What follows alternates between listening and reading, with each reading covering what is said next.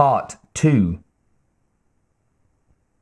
Norris and Bennings rose cautiously, then started towards the blazing ruin of the helicopter. Less than a dozen men remained inside the compound. A few had been playing cards. Others were monitoring their respective instrumentation, preparing lunch, or relaxing in their sleeping cubicles. The sound of the exploding chopper shattered the daily routine. The dog reached Norris and Bennings as they struggled through the snow towards the still flaming wreck. At the same time, the copter's sole survivor spotted them and bellowed something in a foreign tongue. He was reloading his weapon as he raved at them. The two scientists exchanged a glance. "Recognize any markings?" Norris shouted above the wind. Bennings shook his head and yelled towards the bleeding survivor. "Hey! What happened? What about your body?" He gestured towards the burning craft. Showing no sign of comprehension, the man with the rifle waved angrily at them. He was screaming steadily. Blood was beginning to freeze on his face, blocking one eye. Norris stopped. The dog stood on its hind legs, pawing Bennings and licking his hand. It was whimpering, sounding confused and afraid. "Say, boy," the meteorologist began. "What's the matter? Your master is..." The man from the helicopter raised the hunting rifle and fired at them. Bennings stumbled backward in shock, the husky going down in a pile with him. Norris stood as frozen as the land under his boots, gaping at the oncoming madman. "What the fu-" The gun roared a second time.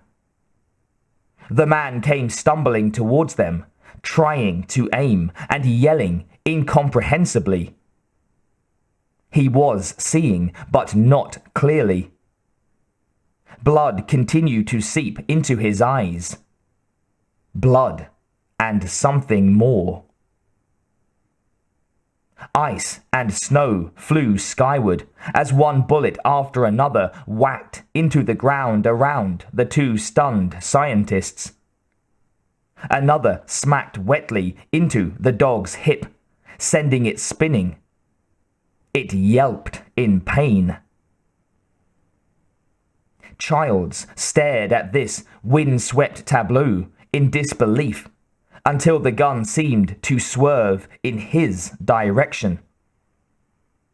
Then he dove behind the snowmobile's concealing bulk. A fourth shot struck Bennings. Still gaping dumbly at their crazed assailant, he fell over on his side. Cursing, Norris reached down and got both hands on the shoulders of his friend's Parker and began pulling him towards the main building. Trailing blood, the dog fought to crawl along beside them.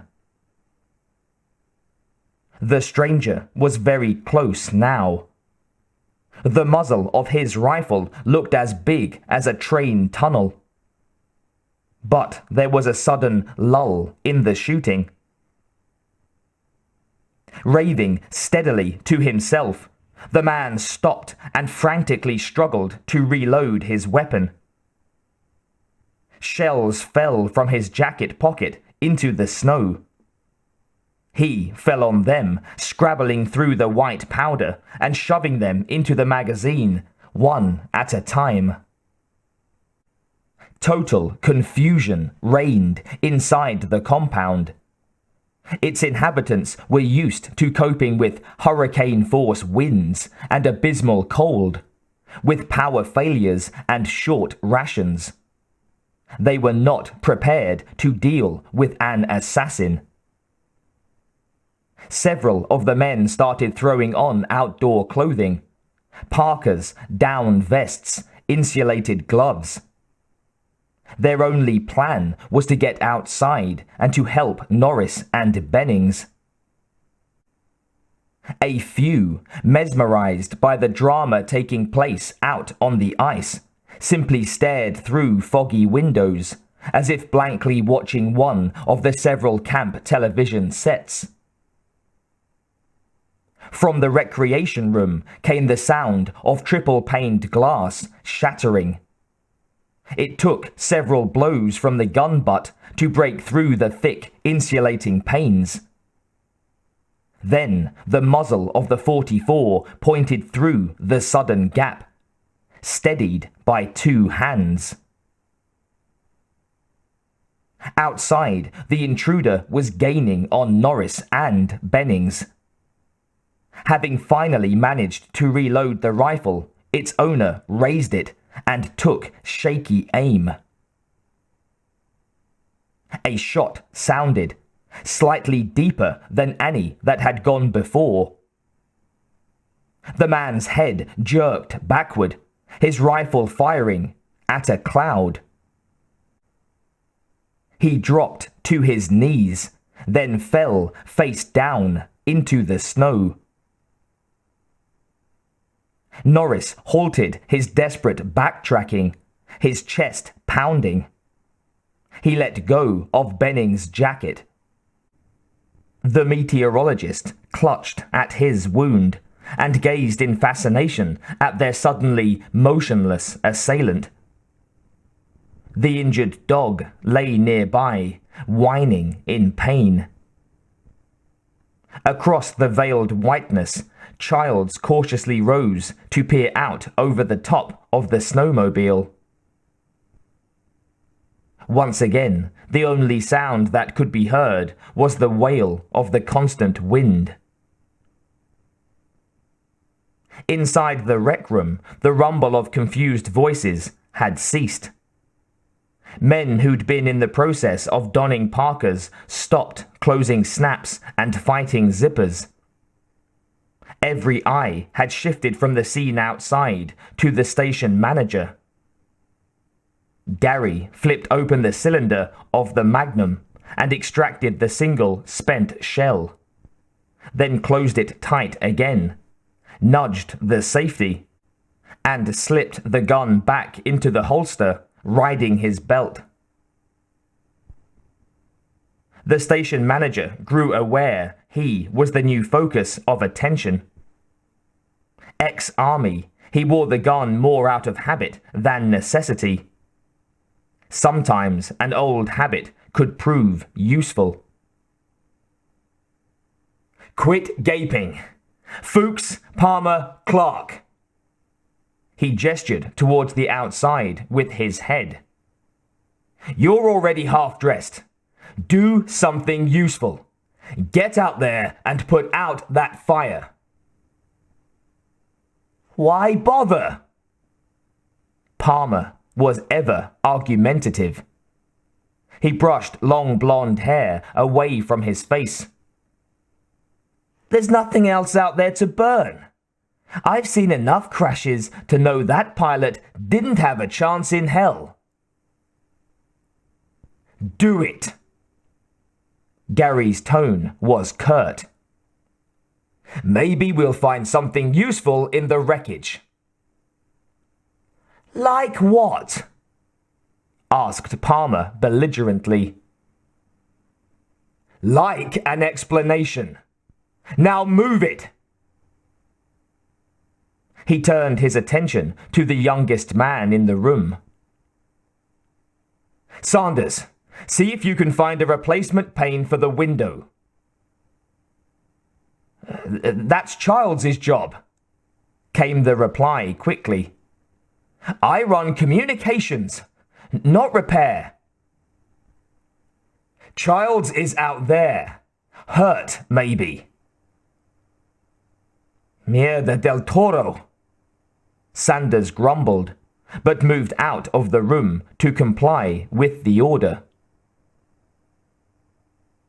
The snowblower quickly subdued the flames, but they found no explanation in the seared cockpit of the chopper, and not much of the pilot either. More of the men's attention was directed back towards the compound and the exterior digital readout, which provided a constant account of the temperature and wind chill factor. Back in the rec room, the rest of the men were gathered around the body of the berserk man who'd wielded the indiscriminate rifle.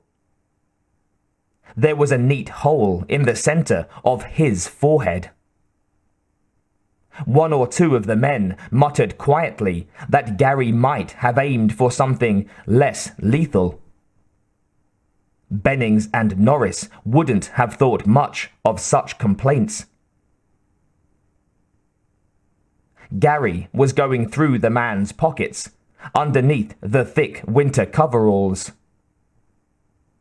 He came up with a battered black wallet that contained pictures of a woman surrounded by 3 smiling children, of a house, some folding money, a couple of peculiar credit cards, other personal paraphernalia, some of which was recognizable, and some of which was not.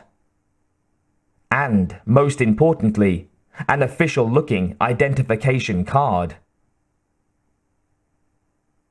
Gary studied it. Norwegian, he announced tersely. Name's Jan Bolan. Don't ask me how you pronounce it. Fuchs was studying the large relief map of Antarctica that dominated the far wall. He was the youngest member of the crew, excepting Clark and Sanders. Sanders ran telecommunications and Clark ran the dogs. But sometimes Fuchs felt inferior to both of them, despite all of his advanced learning. This country was kinder to such men than to sensitive assistant biologists. The body lay across a couple of card tables that had hastily been shoved together. Fuchs was the only one whose attention was on something else. Sanay's clear across the continent, he told the station manager. They couldn't have flown all that way from there in that copter. But they have a base nearby. Recent setup, if I remember the bulletin correctly. How far is it? Asked Gary. Fuchs studied the map, using his thumb to plot against the scale. I'd guess about 80 kilometers southwest. Gary didn't try to hide his surprise. That far? That's a hell of a distance to come in a chopper in this weather. Behind him, Sanders was carefully fitting the heavy new glass into the gap the station manager had made. Gary turned his attention to Childs. Norris was seated next to him. Both men had calmed down somewhat since the attack. Childs was still picking ice out of his beard. How are you doing, Childs? The mechanic looked up at him. Better than Bennings. Gary grunted, glancing at Norris as he spoke. They all worried about Norris. You catch anything he was saying during all that raving? Childs gave him a twisted grin. Am I starting to look like a Norwegian to you, Bwana? You've been out there in that snow too many times. Sure, I caught what he said. He said, True the Menga, halt the foggin. That'll help? Gary didn't smile, shifting his questioning to the geophysicist. How about you? Yeah, I caught something, Norris muttered angrily. I caught that he wanted the better part of my ass to come apart. That was easy enough to understand. The station manager just nodded, turning a concerned gaze back to the body on the table. It was past giving him the answers he wanted. Everybody liked Copper. The doctor seemed so out of place at the station, with his ever-present paternal grin and Midwestern twang. He didn't belong out here, serving the men who studied a frozen Hades. He belonged back in Indiana somewhere, treating little girls for measles and boys for scratches caused by falling off fences. He ought to be posing for a Norman Rockwell-type painting to adorn some middle-class periodical. Instead, he plied his trade at the bottom of the earth. He'd volunteered for the post because beneath that Dr. Gillespie exterior lurked the heart of a mildly adventurous man. The others were glad he was around. At the moment, he was working on Bennings's outstretched leg. Off in a corner of the infirmary, Clark, the handler, was mending the hip of the wounded husky. The single facility had to serve the medical needs of both dogs and men. Neither resented the presence of the other, and Clark and Copper often helped each other during more complex procedures. The men didn't care, as long as the medications didn't get mixed up. The meteorologist let out an ouch as the doctor moved the needle. Copper gave him a reproving look. Don't ouch me, Bennings. At least be as brave as the dog. 2 lousy stitches. Bullet just grazed you. Hardly broke your precious skin. Yeah, well, it didn't feel like it. The needle moved a last time, and Bennings grimaced melodramatically. Copper tied off the stitching and helped the shaken Bennings swing his legs off the table. The meteorologist was still trembling, and not from the effects of the wound. Jesus, what the hell were they doing? He mumbled. Flying that low in this kind of weather. Shooting at a dog. At us. He shook his head slowly, unable to make sense out of the madness that had intruded on an otherwise perfectly normal day. Copper shrugged, unable to enlighten his friend. He put the needle back in the sterilizer and turned it on. It hummed softly. Stir crazy, maybe. Is that a medical diagnosis? Funny. I mean cabin fever. Some kind of argument that exploded out of all proportion. We'll probably never find out exactly what caused it. Gary will. Bennings sounded assured. If I know him, he'll find out what the hell's going on or know the reason why. Give the man that. He's tenacious.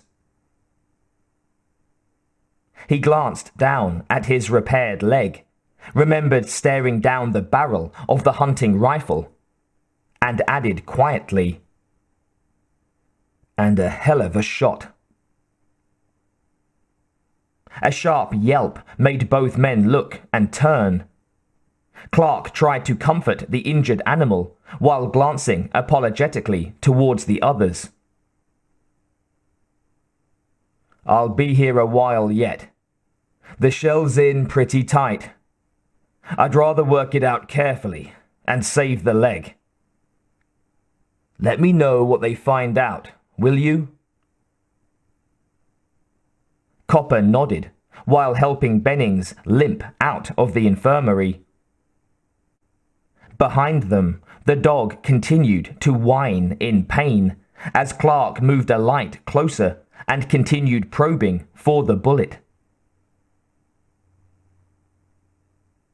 Blair leaned against the entryway to the telecom room and ran a hand across his naked forehead.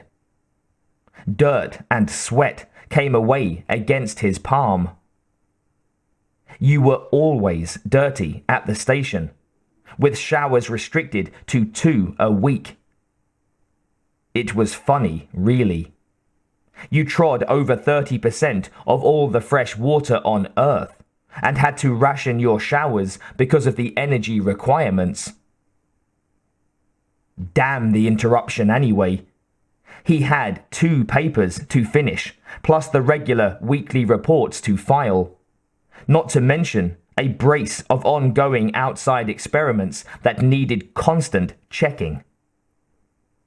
Ever since the funding cutback, he'd been forced to manage with only Fuchs to help, though Bennings and Norris both had been good about trying to help out. But they had their own work to monitor. He chewed on an unlit cigarette and stared as Sanders manipulated dials and buttons. Static hissed from an overhead speaker. Blair had been listening to it rise and fall for 10 minutes. Faint reception never won fair lady, he thought sourly.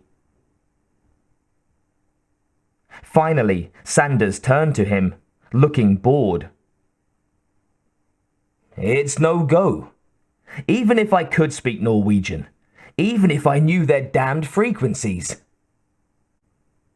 "Well, get to somebody." Blair was as frustrated by the attack as everyone else. "Anybody. Try McMurdo again.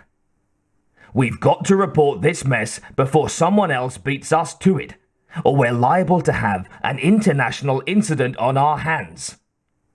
And you know what that would mean. Work interrupted while everyone troops off to file depositions and personal accounts." "Wouldn't bother me." Sanders was a couple of months over 21. No one at the station seemed to know how he'd obtained his position, or why he'd bothered. Probably the ads had made it sound romantic. 6 months away from the sights and sounds, not to mention the warmth of Los Angeles, had changed the telecom operator's mind, and he made no effort to hide his unhappiness. He'd tell anyone who'd stop to listen how he'd been duped. But he was stuck with the job for a year. No wine, no women, and not much song. Certainly no romance. The girlfriend he'd taken the job to impress was probably lying on the beach at Santa Monica right now, drinking wine and nestling into somebody else's arms. The coming winter would be harder on Sanders than most of them. "Try McMurdo again." Sanders sounded disgusted. "Who do you think I've been trying? Look, I haven't been able to reach shit in 2 weeks. I doubt if anybody's talking to anybody else on the whole continent. You ought to know what a storm like this does to communications."